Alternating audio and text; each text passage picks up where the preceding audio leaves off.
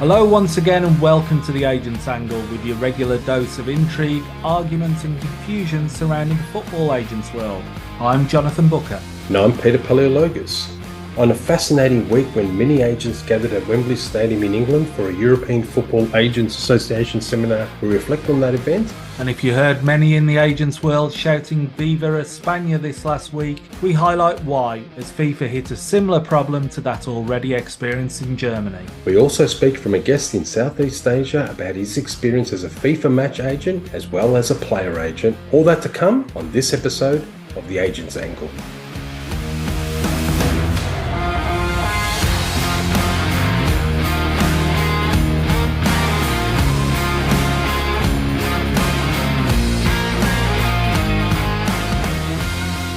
And this week, Peter, I think it is time to say Viva Espana as Spain follows a similar path to Germany with regard to football agent regulations and the new FFAR from FIFA.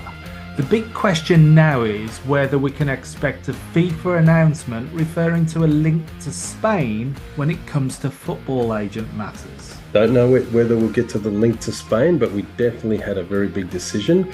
The third commercial court in Madrid, Spain, this week grants an injunction, which in short means fee ceilings that apply in the football agent regulations of FIFA, but also more importantly here, the national football agent regulations. They announced an injunction that they do not apply and cannot be incorporated in those Spanish rules.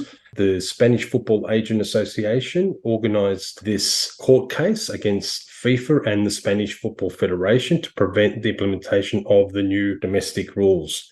Basically, the fee ceilings of the FFAR, but how much an agent can receive from a deal, cannot be applied in the Spanish Football Federation's versions of the National Football Agent Regulations in domestic deals or domestic transactions. It's not as far-reaching as the one exists in Germany. We've talked about this before. The German exemption is a global exemption. Any link to Germany that exists, the FFA don't apply. So if we look at this, we see that the case in England, we've still got the case obviously in Germany, then there's been a lot of changes. But we will say this is an interim decision and it can be appealed. But this injunction has put a spanner in the works in terms of implementation worldwide and has fragmented the football agent regulations by FIFA. Now, we also attended the European Football Agents event, myself by Zoom. Yourself, Jonathan, you attended in person. There was a conference with a couple of seminars, a lot of speakers. I attended the General Assembly, which is the delegates from each of the national member associations of the European Football Agents Association. So on behalf of Australia, it is a General Assembly and a lot of that is in conference. But I will say there was a lot of discussion that right now that it's a very fragmented and scattered landscape for the agents. And this is something that most of the delegates agreed with and how we work in that space. Also, there was a little bit of discussion of clarifying what football agency services are and other services and what can be done, obviously, in that space. It was a very, very informative and interesting General Assembly, and we got a status of where everything was in different countries, which we've also been providing that information to a lot of agents on this podcast. What about at your end, Jonathan? You attended the conference with all the delegates and all the other people that came along?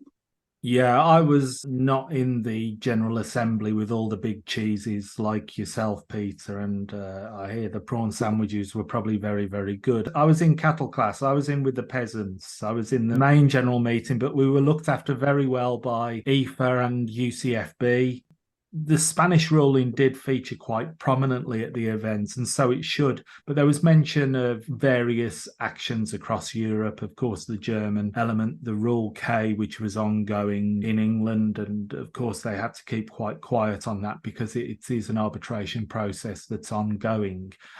It was a good event, in my opinion, a lot more constructive than some may have predicted. And I think EFA did a good job at the event in raising awareness of the current and very confused landscape in the football agents world.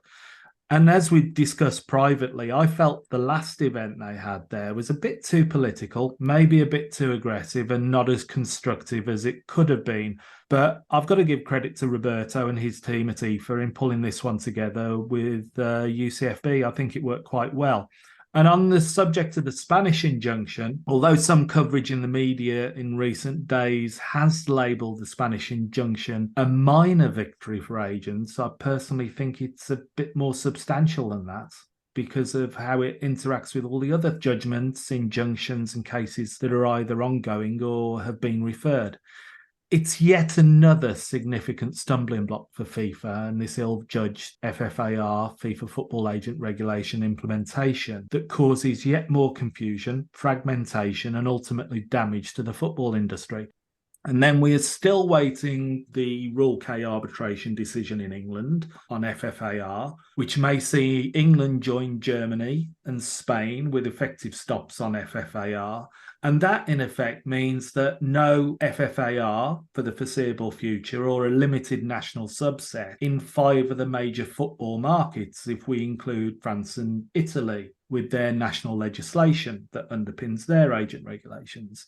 The thing that is important for us to relay and clarify to people is that for some, they see the November 30th date that has been given for a Rule K decision is a deadline. It's not. It's not a deadline. It's just a guideline. The decision or the ruling may come before the 30th of November. It may, however, come after, as we've seen the guideline date pushed back by 2 months once before from the 30th of September. So people who are expecting something to be definitive in England by the 30th of November, that may not be the case. Yes, Jonathan, you mentioned Roberto. For our listeners who may not know who Roberto is, it's Roberto Martins. He's the General Secretary of the European Football Agents Association. It was mentioned, the Rule K, obviously it's in confidence, what's an arbitration. It's really a high-level competition law case, and that's important that it relates to the competition law, and the emphasis of that is obviously the fee caps, maybe dual representation. We don't know much about it. No one's seen the application, but it was mentioned there is, and you said end of November a decision. That's still the view. However, it's a court. It could drag a while.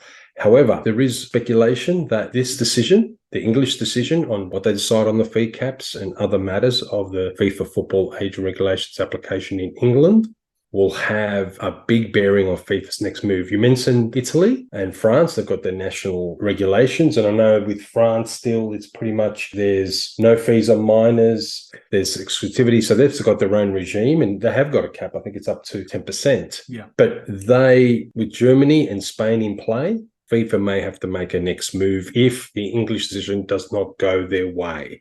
So that's sort of, I want to call it the vibe, the feeling from the conference that we attended during the week. We've obviously seen the proposals from the English FA, which aren't in open circulation, but if you ask the right people, you will get access to them. And it's not fair to really comment on the arbitration process. And as I said at the EFA event, it is a confidential process and both parties are respecting that as to the actual hearing and the evidence given. But I had some interesting conversations both with people at the EFA events as to what the outcome of the Rule K might be. And we've got a show that we've been planning for ages when this Rule K decision drops, and we will give a better explanation with somebody who knows Rule K inside and out as and when that decision does arrive. And even though not everyone will admit it, I don't think either party, and this is me speaking from my own opinion and my observations, I don't think either party in England, either on the agent side or even the FA side, wants FFAR. Wow. The agents have brought the arbitration process for obvious reasons. They object to it, as do agents in other countries with regards to FFAR. But I also question whether the FA in England actually want it, as ultimately they will lose potentially millions in revenue from intermediary registration fees. They will lose a lot of control on what they've got at the moment with the regulations on working with intermediaries. And also, it's arguable they will have increased responsibility. And as with many people, they may well welcome an easier life.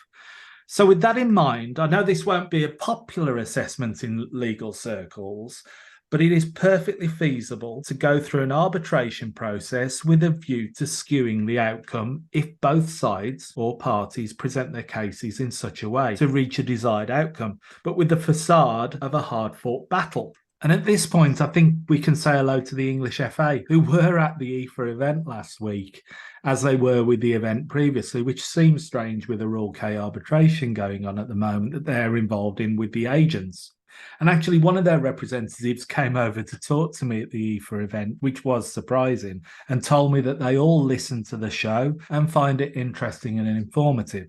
So with that, I also apologise to them, as we only have so long to bring you up to date with various matters you should already know. But it's good to know that you're now listening to agents after all these years. They should actually be fans of yours, Peter, because you are the voice of calm and reason on this podcast and often get me to refrain from saying things that I'm actually thinking but shouldn't actually say. But if they want the gloves to come off, as their representative intimated on Wednesday, that may well happen in good time, but not just at the moment.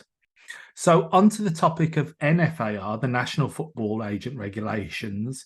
This is a good opportunity to look at some of the National Football Agent Regulation updates from around the world. Yes, very interesting observations on the FA and how they would see this litigation. I agree. In terms of the intermediary fees, they won't be there, but also all the national football associations will have more compliance, and that costs money, people. A lot of compliance is involved in these new regulations, but we're very interested in this outcome, the Rule K arbitration in England.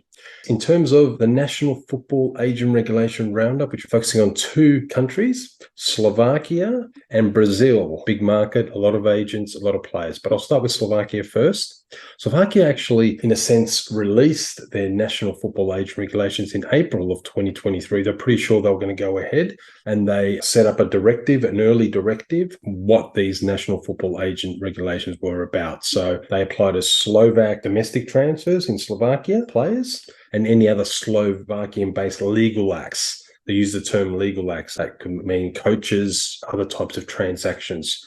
The regulations show a bit of a unique emphasis on detail in terms of any employment contract for agent services between different agents. There must be last names, first names, titles, agent's license numbers, signatories, definition of the client. So very detailed, very specific. And it shows that these regulations, they like to have everything official.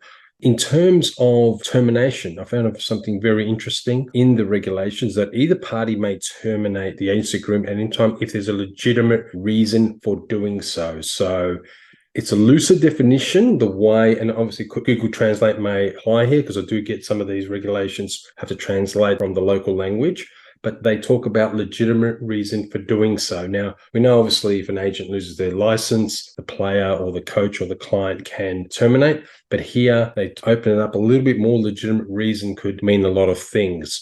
The other thing interesting about their regulations, that an agent cannot basically advise a player in terms of an employment contract, even when it's at the trial stage. So what I mean by this is that they also look at possibly mandates, or if the agent hasn't got full control over the player, because maybe they're with another agent and they want to terminate and come in, the Slovak National Football Agent Regulations apply to even a mandate or any other arrangement. It doesn't have to be the full representative agreement. So that's quite interesting. The other interesting thing is an emphasis on any improper conduct, whether financial inducements or anything paid or offered to an official employer of the Slovak Football Association is definitive here.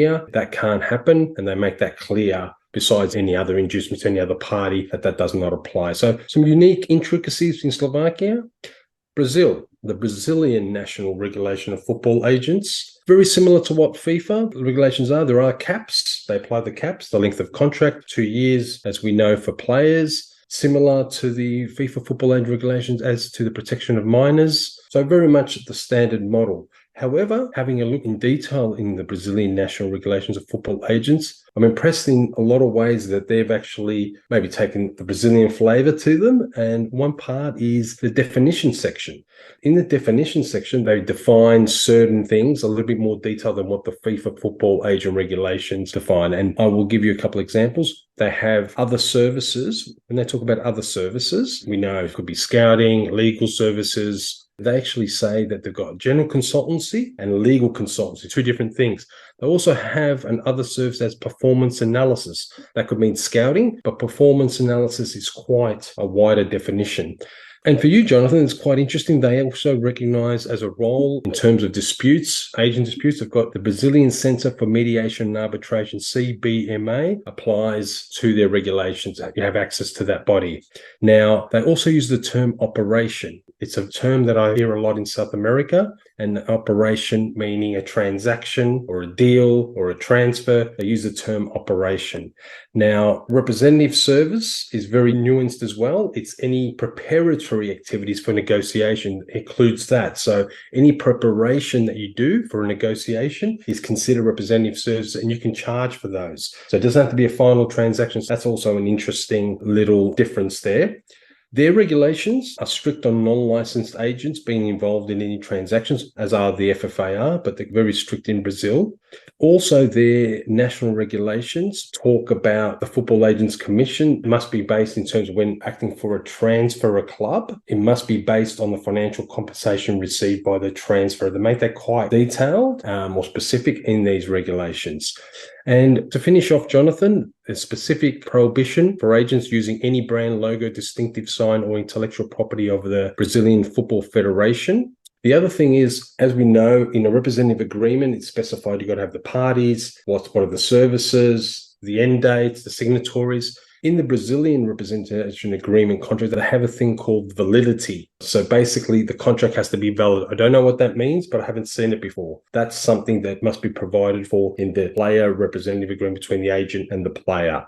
And finally, they mentioned that when a player, we know that a player can request the club to pay the agent if the deal is worth less than 200,000 USD, and the club can pay the fees. However, whatever the club does there, it does not affect the fiduciary duty of the football agent towards their client, being the player or the coach. And they use the term fiduciary duty. I haven't seen that in a lot of other national football agent regulations. Fiduciary duty is the duty between the principal, being the client, could be the coach or the player or the club, and the agent being obviously the football agent. But they do use the term fiduciary duty, which is something that we do use in Australia or England, other common law countries. So quite specific there. Very interesting regulations, the Brazilian regulations for a big market, for a lot of powerful agents, and for an export market that we all love to see players from. Yeah, I think that's really interesting, especially with the Brazilian national football agent regulations. You said about the definitions, and one of the things for me is that things in football agent regulations, whether it be the current FFAR or the football agent regulations going back, is that there hasn't been that clarity. So the more clarity clubs, players, agents, lawyers can get from the actual regulations is great. Obviously, I'm going to welcome mediation being included in there. Unfortunately, I'm not conversant in Portuguese, and so it doesn't mean I'll be making my way to Rio anytime soon. The thing about the logo of the Brazilian Federation is an interesting one, because I know for a fact that's been in the English FA regulations since I first became licensed, but the number of times I see that and the FIFA logo on agents' business cards and letterheads and so on and so forth, I used to use it as an identifier that they didn't actually know the regulations. But until we actually start seeing regulations, whether they be minor like that or the more serious things actually enforced, as we've said before, we can have all the regulations in the world. Unless you enforce them effectively, there's absolutely no point. And on the matter of fiduciary duty, it was actually included in the last couple of years in the English FA's regulations. But I know this might seem that I'm having another dig at the English FA. When I had conversations in the past, I had to explain to them what the term fiduciary meant. It might be well known amongst legal community, as it should be, but it was only after a conversation and also a couple of articles that I wrote that fiduciary duty found its way into the lexicon of the English FA's agents department.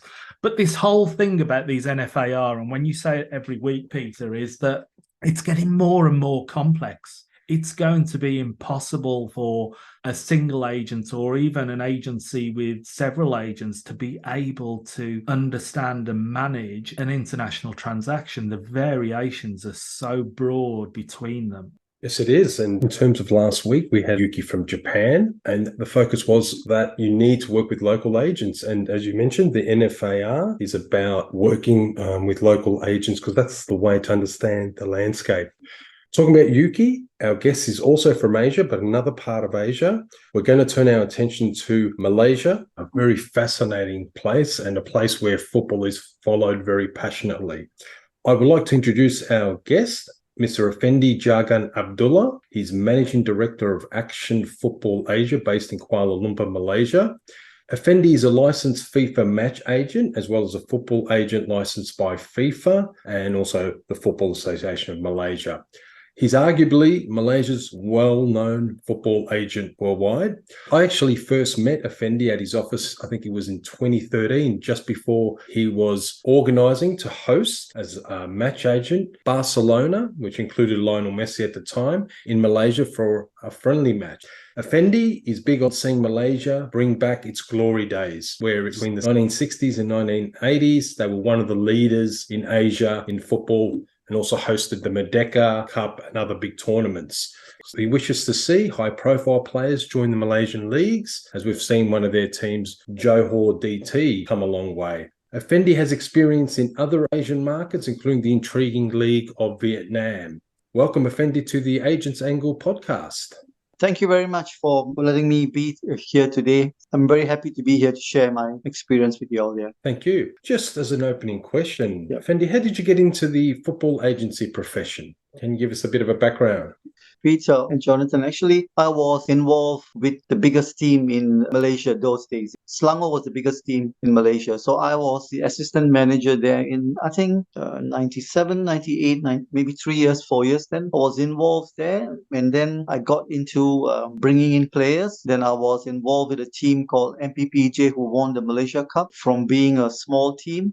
And that's when I got players from Argentina. First time, that was probably in 2002 or 2000. Yeah. So it all started there with players from Argentina. The agent and player transfer business operates in a different cultural and business environment, I would say, in Asia, having experienced myself than in other parts of the world, for example, Europe, including agent fees, which in many cases had to be shared between third parties, and it could even be directors of football in the past or even coaches. How do you think the new FIFA football agent regulations will affect the operation of football agents in Southeast Asia, in particular Malaysia, maybe Vietnam and other markets that you're active in? Because the cultural differences in Asia compared to the way we deal with clubs compared to, say, Europe. Yeah, Asia has always been a very different market in terms of money. So I've operated in the whole of Asia, Myanmar, Vietnam, Thailand, Indonesia, and so on. So it's a little bit different. But here, with these new regulations, there's a cap on the agent's fee. It's been lowered quite low. That's the argument now globally. So it's going to be tough to operate in Asia, but I think there's always, there's always a way to get things done in Asia, you know. So I think that won't be a problem. Effendi, with the new football agents regulations, the FFAR, how have they been received, not just by agents, but also clubs, players, the leagues, and also the Football Association of Malaysia? How have they been received? Okay, from what I know, Jonathan, the rules come in place from 1st October. So it's not been tested yet because in my country, I think the next window opens probably in February. So it's not been tested, but basically it would not affect the clubs or the association. They will do what they have to do. And the other thing is, I think clubs in Asia, if they want a player, they will pay whatever fees they want to pay, they will pay. So I think that's not a problem really, but I think there's a problem for agents who are operating because many of them in this part of the world could not pass the exam. Probably there were only maybe 10%, 15% who got through the exams. So they have been operating earlier on, but now they are unlicensed. So it's going to be a little bit tough for these people. But for the others like me, I got through the legacy part because, I'm an old agent, so it's not a problem. But from what we know, from what I've gone through earlier, the exams are tough. It's not easy. If you don't understand English properly, that's a problem for you. Obviously, we've got a very transitional period now where everybody's adapting in that. But looking back and historically, what is the role of the Malaysian Football Association in overseeing the operation of football agents? And how do agents comply with their regulations when conducting business in Malaysia? This is a very good question. Firstly, there's been three parts. Prior, when I was an agent, first we were overseen by FIFA. So they let it go to the MEs. So that's when things went haywire, I think. And then because there were too many agents being licensed by the FAs and so on, so there were too many agents, and now they plan to go back, to the earlier thing, but a little bit stricter, where payments will all go through FIFA.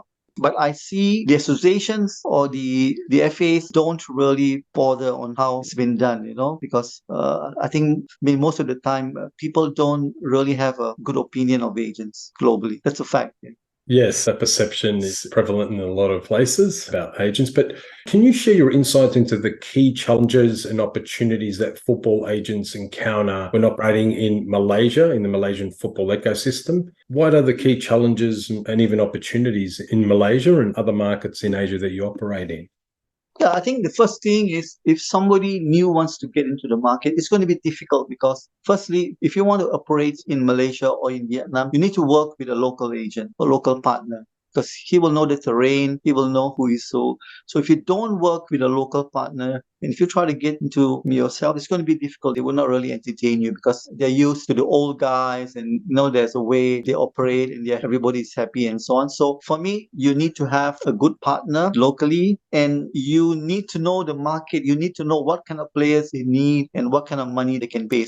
If you don't know the market, you don't want to bring a player who wants $50,000, $60,000 a month because he will never get a chance to play in Malaysia or Vietnam because it's too highly priced.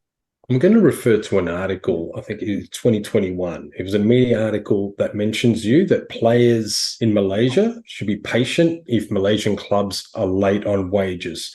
Your reasoning was, from what I understand in the article, was due to clubs being loyal in the past to help these players develop their careers. This is rare for an agent to say that publicly. What was the reaction to this by players, clubs, or other agents to that media article that mentioned your comment? Yeah, Peter, I remember this article. Basically, the trend or how we operate here in Malaysia or in Asia, there's always a sense of loyalty, all right? So we always feel that we need to give something back, to somebody who has helped us earlier on. So sometimes when the club is in trouble, it's only a short time, So the players would need to be patient, and then we as agents will work something good, and generally always it's settled amicably. So that's not a problem. But sometimes if the matter is really serious, if we go into 3-4 months, then we have no choice, then we will pursue the matter further. So the boys know here. 2 months is not a problem. We can sort it out. I'm going to refer to another article. It was in 2019. It was local footballers running out of clubs to call home. And that was the name of the article. Yep. That basically there's not enough football club contracts for Malaysian players due to club cuts at the time and clubs dissolving. Yep. This is a trend that affects most agents, is that there's not enough club jobs and too many players. How did players react to your observation, and how did you manage this issue as an agent in terms of taking on play or helping players, considering there weren't enough jobs maybe at that time for all the aspirational Malaysian footballers? You see, sometimes the league structure changes. There's sometimes teams who just, they hype, they come out, and then after 2 seasons, they just go bust. Because football is a very expensive game.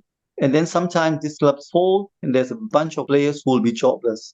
And then sometimes, like this year, the league structure changed. They forego the second division. There's only the Super League.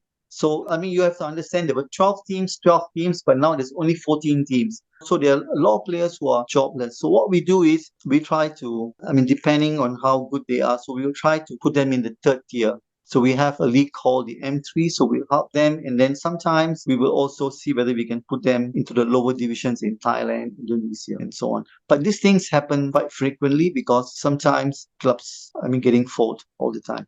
Now, Peter's got experience of working in Asia and he's got knowledge of Malaysia and the Southeast Asian football market. But for European agents and also for a lot of other agents out there, they would have never dealt in the market. If you could offer any tips to these agents and our listeners who have the opportunity to operate in Malaysia and Southeast Asia, what would they be? Yeah, the first thing, like I said earlier, first thing, you need a local partner. Okay, if you operate in Thailand, you need to work with a Thai partner. If you work in Indonesia, you need to work with an Indonesian partner because they will know the terrain. They would know which clubs are looking for players, which club wants this kind of player. Because sometimes European agents don't know the market. You come in, you waste your time because you will never get a player in. Or sometimes they think they can sell a player who wants a salary of $50,000 a month. No, there's no chance. Maybe one club in Thailand, maybe one club in Vietnam, but it's a long shot. So you need to have a good partner who knows the terrain and so on. And you need to know what the clubs want, and this you would only know when you have a good partner. Totally agree. There's a lot of blinkered perceptions and attitudes to it. Now, from your vast experience of working in football, not just as an agent, Yep. You've obviously had a lot of memorable experiences, but is there one memorable experience or success stories in your career as a football agent within Malaysian football that you can share with us? Yeah, I have one or two, but let me just share I think the best one first. When I was first got into the business, I think in 2002 and 2003, because I had a good relationship with the Boca Juniors president's son. He was my friend. So I used to get fringe players from Boca Juniors. Not the ones from the first team. They're too expensive. They go to Europe. So I used to get all the fringe players who were 21, 22 years old. Good players, because we have to understand players from Argentina, they are fully formed because they have a very, very good youth development. And the players are fully formed. So I had one striker from Boca Juniors and another midfielder, and we put them into a second division team. And this guy scored 56 goals in one season. And then he took the team to the Malaysia Cup final, where we played all the first division teams. We entered the final and we beat Sabah, first division team, in the final by 3-0, and he scored a hat-trick.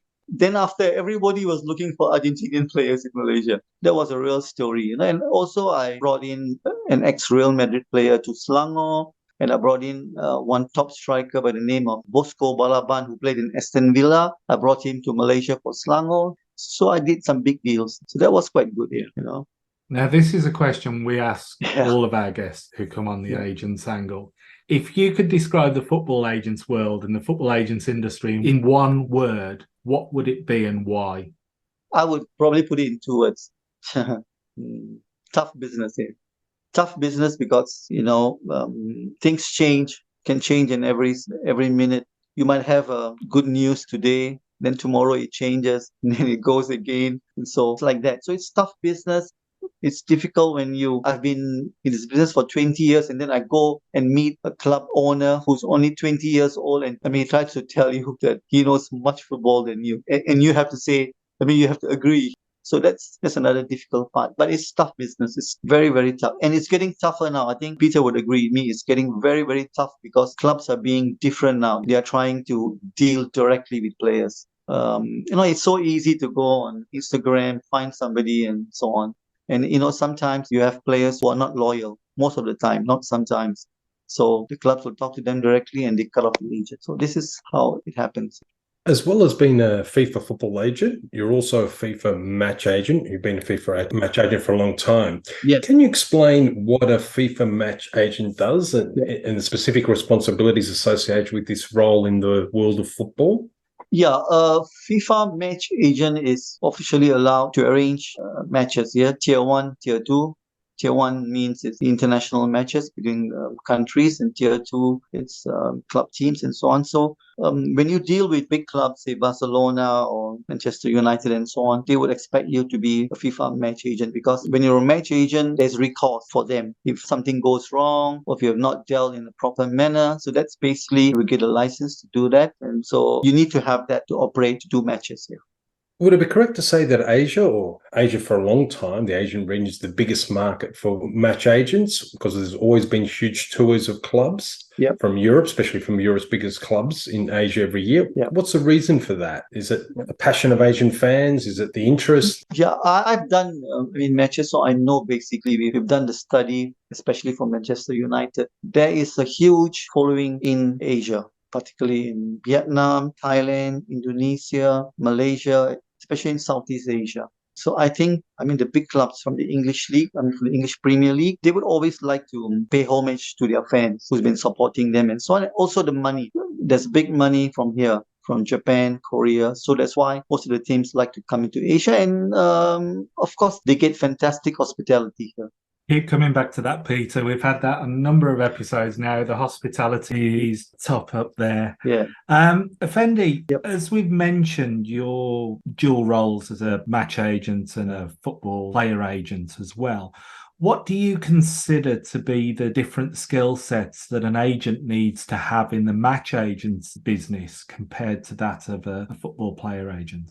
See, if you're a football players agent, you'd be working the whole year. You have, say, a pool of 20, 30 players. So, you'd be fully on, And when you deal with, especially with humans, they're different kind of people. So, a player from Africa, he might be different. A player from Asia, a player from Europe. So I think, you need to have some man management skills when you do this. And also, it's quite tedious. I've been doing it for 20 years and I'm about to finish this players thing maybe soon. But on the match thing, it's a little bit different because you will only deal with the club and there'll be a designated person. Of course, you'd probably deal with, say, Man U, you'll deal with the director of international matches and so on. So it's much a little bit more easier, but you will be focused for a long time for the match. Like when I did Barcelona, I worked for a year just preparing for the match. So I think that's the difference. A little bit more relaxed doing a match, but when it comes to the match day, when the match is nearing, then, that's a lot of fire then. And when you work with those clubs and the national associations and the league, what strategies do you employ to build those strong relationships and collaborate effectively with them and deal with fixture challenges and the challenges that arise? You see, there are two different things working with the national association and working with the clubs. Clubs, you would need to be in contact all the time. You would need to know what they want and so on. And then, sometimes, when they have some functions, they have some fundraiser, get involved. And if you can help them, you help them. Same with the federation. Sometimes they will ask you for some donations for this. So you just have to be good to them and so on. And of course, I think the best thing is to be strong with the president. The president of the Football Association in Malaysia is my good friend because we work together in Selangor. So I have a good relationship with the federation and also the clubs here. Yeah. And do you see the role of FIFA match agents evolving in the future, or do you see it staying pretty much the same as it's been for some time? I think it's the same. It won't move because sometimes you have like these big companies who organize maybe 20 matches in a go in America, in Europe and so on. So they have a bigger share. So the smaller agents, you will have 1-2 matches and that's it. So I think the market is quite stagnant, yeah, and it'll be stagnant for a while. Just for our listeners, Selangor is the state where Kuala Lumpur, the capital, or surrounding the capital, is one of the states of Malaysia, but it's also the name of one of the biggest football clubs. So I just thought I'd clarify that for people who don't follow Malaysian football. Now, you mentioned Barcelona. You mentioned you worked 1 year to organise the tour into Malaysia. Can you elaborate a little bit on that experience, what it took to get that, I think it was 2010, that tour off the ground? Yeah, 2013. It was a great experience. We're honored to bring the team of 2013. That was a class team. It was the team that time. You had Messi, you had Neymar. Neymar just joined them, and you had all the stars there, Pique, Iniesta, Xavi. So you can imagine how I was so blessed to have. But it took me a lot of time, a lot of things to get it arranged, big money paid and so on. And also, we had some problems because of the pitch and so on. But still, we managed to get over it. And, it was a great experience to have handled that great team, You mentioned a couple of challenges. I think Lionel Messi did not play. Is that right? And there was the change of stadium because of the surface issues. How did you handle these two very challenging scenarios as a promoter? That was a nightmare, a total nightmare. Just imagine the night before the match, after Barcelona finished their training session, there was the open training session at the Bukit Jalil Stadium where the match will take place the next day. The president of Barcelona calls me for a drink and he tells me, Effendi, we cannot play here. I say, what? We don't want to play in this stadium. I say, why? He said, the pitch is too bad for us. And Messi had a slight pull when he kicked the ball during training. Oh my God. So I asked him, what's the option? He said, either you shift it or we go back home. Wow. So I had to speak during the time, the king now, His Majesty, the King of Malaysia now, he was the president of the federation. He helped me a lot. I was liaising him. So we spoke to him. So he said, Effendi, what choice do you have? Shift it or they're going back home? So we moved that to the new stadium in 16 hours. So it was a nightmare, ticketing went haywire and so on. But still we managed to get the match played, yeah. And finally Messi didn't play. Yeah, a lot of fans would have been disappointed. He was seated in the bench with the slippers. So I told the president, please let him go in for just 10 minutes or 5 minutes. He said no. You mentioned earlier about players, Argentinian players from Boca Juniors. Yeah. In your 20 years experience, in terms of foreign players who've come into not just Malaysia, but Southeast Asia and Vietnam, where you've been dealing with as well, have you seen a change of the type of players from different continents, South America or Europe, that are coming into Malaysia and the other surrounding markets in the last 20 years, the type of players that clubs are requesting? Yeah, I think the first thing is we will have to look at the money, all right? How much money is available? So that will also be a crucial point on what players come into the market. But basically, you have Brazilians all the time. Okay, I think, Peter, you find Brazilians in any part of the world. You have Africans from Nigeria, Cameroon, they're also around. European players, not too many, because maybe sometimes, they find it a bit difficult to adapt. And from Asia, you have a lot of players now from Philippines, and you have Japanese players. So basically, I think the Brazilians have to be placed the top because they can adapt anywhere. We have one final question that we ask Yep. most of our guests. If you've got one wish for the football agents industry, what would it be? Probably the wish would be for FIFA to raise the fees. It's too low now, so I was looking at something which is, quite reasonable, but we don't know exactly what was their motive to do that calculation. And also one more wish is, let's hope the football industry will give a little bit more respect to the agents. I think that's crucial, because people don't understand we are part of the ecosystem of football. We are part of it, but people think if you're an agent, you steal money, you steal people's money. So I think that's a very wrong perception, yeah. Yes, it's a very wrong perception, and agents add a lot to the industry. They open up doors for players, employment. Yep. They work with scouts, they work with clubs, finding solutions. So we're very much an integral part of the industry. Thank you so much, Effendi, for coming on. It was very insightful. Really appreciate it. Thank you. Thank you very much, Peter, and to Jonathan. It's a great moment to be here. Thank you so much. Thank you very much. Cheers, mate. Cheers. Bye-bye. And Jonathan, that was a fascinating interview with Effendi. Gave us a flavour of Asian football agency, the nuances, the culture, what goes on there, the power of the agents as well. I think Effendi didn't mention this, but we know that at one time he had 50 players in the Myanmar League, foreign players. So there are powerful agents in Asia, and they do a lot of business. We know that 90% of the commission and fees, agent fees that is, are in Europe, but it is pivoting. And I believe that football agency in Asia has to be taken to another level and is very important activity and has to be recognised by all stakeholders. It shouldn't be just Eurocentric. I'm saying this obviously from an Australian point of view, based in Asia. We do a lot of deals. We know Saudi's coming along. We had China before that. We've got Japan and Southeast Asia, very exciting space, but to do business there are a lot of contingencies, a lot of things to take into account. Local partners, again, we saw that in Japan. We see that here in Malaysia. And Effendi, fantastic, gave us also that little Messi piece and also a match agency. And whoever would have thought it, in 2 episodes, we've gone from Gary Lineker's toe to Lionel Messi's slippers. And over the course of several episodes, we've even mentioned the Emperor of Japan and now the King of Malaysia.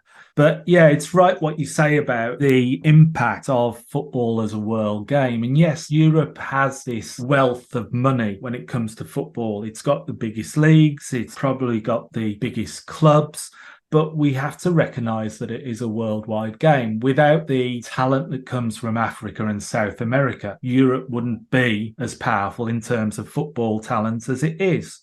We've got the huge investment coming from other areas of the world, from North America, from the Middle East. And then, of course, as you pointed out, the audiences of Asia, Oceania, and other places in the world are huge, and they're significant in calculating the commercial and the TV revenues that go into the European market and effectively make it that financial powerhouse in football. And with that, I hope everyone enjoyed the show. I mean, we had a very interesting guest in Effendi to bring that Malaysian perspective. Please like us on socials. If you've got any questions and topics, please forward them to our email. Refer the podcast to your friends and to your colleagues. And until next time, bye from me. Bye from me, folks. Until next time, take care.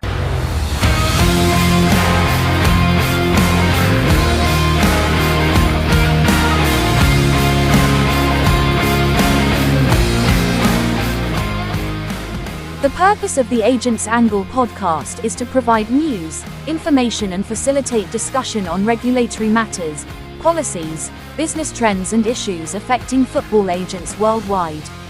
The opinions and recommendations presented in this podcast are for general information only and should never be considered legal or professional advice. Furthermore, the views expressed by guests are their own and their appearance on the program does not imply an endorsement of them or any entity they represent. Thank you for listening.